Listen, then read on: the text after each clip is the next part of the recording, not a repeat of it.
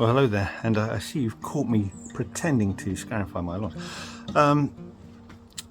Now, in this video, we're going to be talking about the autumn lawn maintenance. You should never forget, otherwise your lawns come the spring are going to struggle to get back into their top conditions. So, without further ado, we're going to go through the jobs you should be looking at. And I appreciate the weather's not very good; people don't really go out. But believe me, if you get these jobs done, you will reap dividends come the spring. So let's start with Scarifying. By the way, this is a spring tine rake, and it's the one you should use unless you've got massive amounts of lawns. You could always get yourself a powered scarifier, but you know, they make an absolute mess. They rip up the lawn, but they work.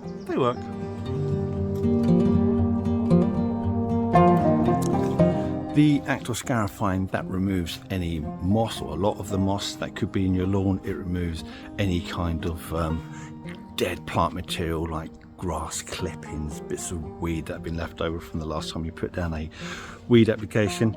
And this is good news, because what it does, it allows airflow through the turf, and that helps to improve soils drying out if they are prone to be waterlogged in where they aren't. Shouldn't be if you had your lawn prepared first. Also, that increased ventilation also reduces the risk of fungal infections in your lawn, which there are a few, and I've seen quite a few around, like those horrible jelly fungally things. Horrible, not very nice at all. So it's a good thing to do. It is hard work. Like I say, use a spring tine rake or get yourself a powered one, but this is an excellent autumn job to do to help prepare your lawn for the next lot of works.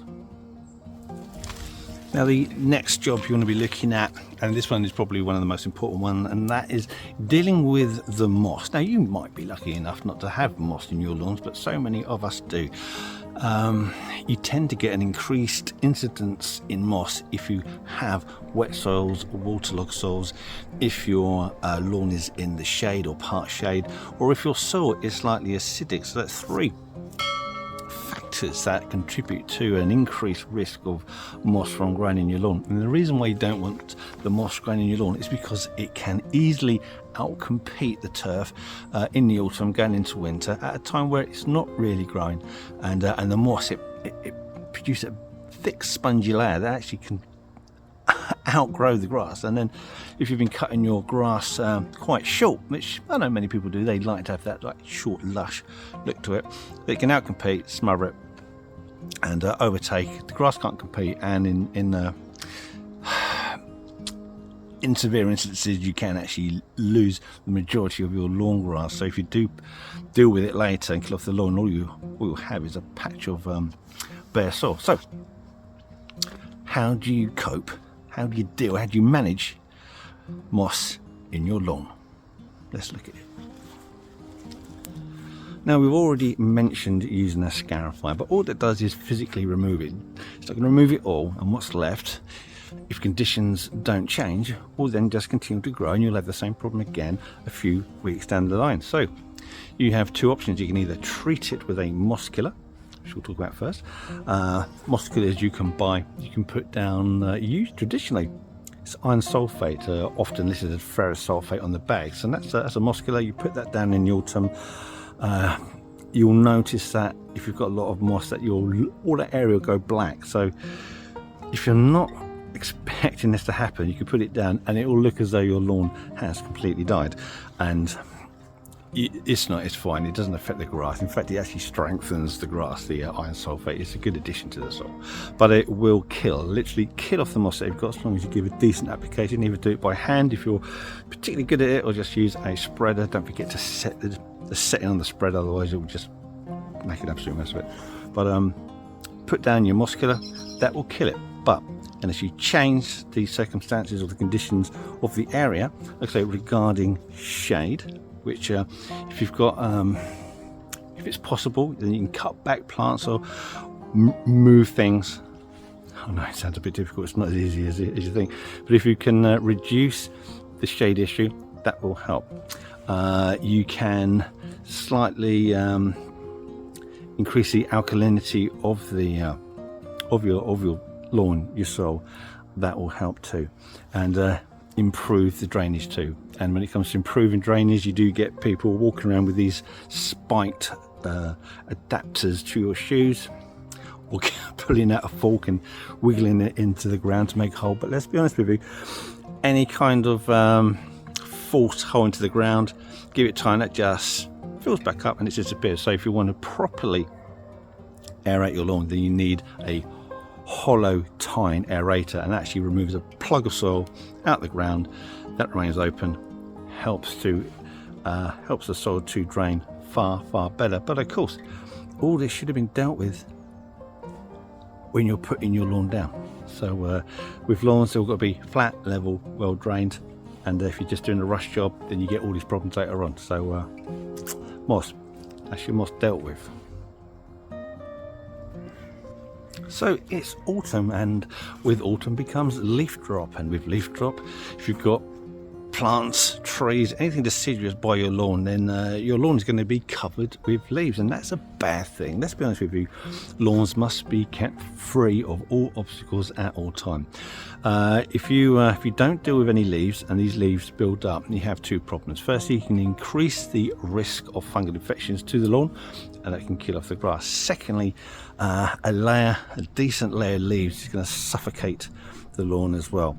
The light can't get to it, moisture can't get to it, although you can get build up of moisture from underneath, and over time, once again, that area of lawn that'll be dead. And then come the spring, when you finally do deal with these leaves, it'll just be bare ugly patches that then need to be repaired. So leaves, get yourself a decent leaf rake, get yourself those leaf hand things that you can pick them up, get yourself a leaf blower. But whatever you do, keep the leaves off your lawn. It's a big problem. If people don't get on it as soon as you can, you're going to have massive problems with your lawn. And come the spring, when it's trying to grow back, there won't be anything there, so you have to pay out to get it all reseeded. So leaves, keep the leaves off the lawn.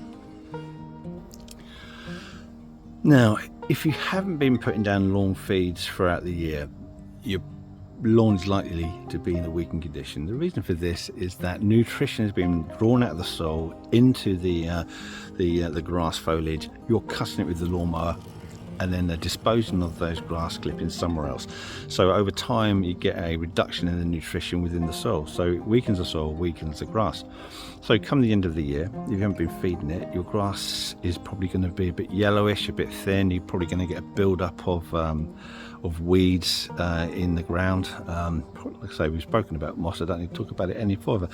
But assuming everything else is fine, you're still going into the winter with the grass in a weakened state. So in order to mitigate that, excellent word, mitigate, then put down an autumn fertilizer. Autumn fertilizers, they are very low nitrogen, so it's not going to encourage a load of foliage growth, but what it does have is potassium and phosphorus, and those are excellent at helping to develop a stronger, more established root system. So come the spring, the plant is in the best condition in order to reshoot and give you that first flush of lush growth. So that would go down in the autumn, and assuming everything else you've done that I've spoken about has been done, then you've got every chance of having an absolutely stonkingly amazing lawn come the spring.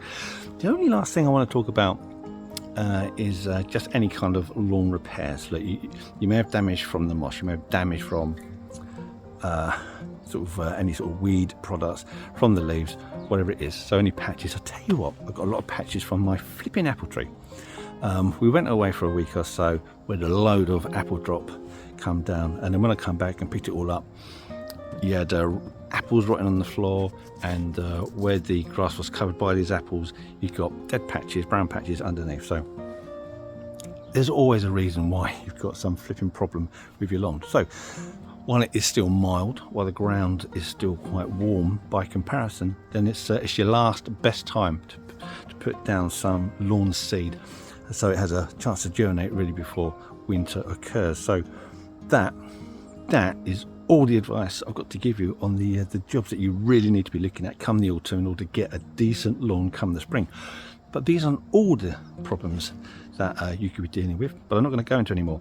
But what you can do is add those into the comment section. We would love to hear from you. Anyway, I think that is enough about that. Before I go, I've got one last message from me from the past. Thank you for supporting this channel. Goodbye. Actually, there was one last thing regarding mowing. If you are cutting your lawn short, then start allowing the lawn to get a bit bigger. You know, let it grow to about 4 inches or so before you start cutting it. You don't want to be going into the lawn with a heavily cropped grass, because again it just weakens it. So allow it to establish, allow the grass to be a bit thicker. Don't let it go into the winter and start getting hit by the frost, get hit by the snow. While it's that short, it will fare far better leaving it long. Right, that really is it, and this really is the message. Right, now, just before you go, if you want to see more content, more behind the scenes stuff, and images that I've taken of some weird freaky plants over the years, then you're in luck, because we've created an Instagram page. So you can find the link in our description, you can find the link on our main page, and if I'm clever enough I might be able to get a link somewhere up there. Anyway, thank you for watching, and if you want to see more YouTube stuff, then check out this video here. That's quite a good one. And if it doesn't float your boat, then another one right there. And enjoy these while I've still got the strength, imagination and aptitude to make them. Thank you for watching. Goodbye.